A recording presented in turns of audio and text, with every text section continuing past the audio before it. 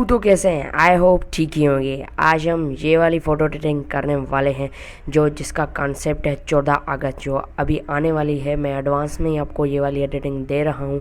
आप अपना मॉडल रख के अपनी पिक बना सकते हैं।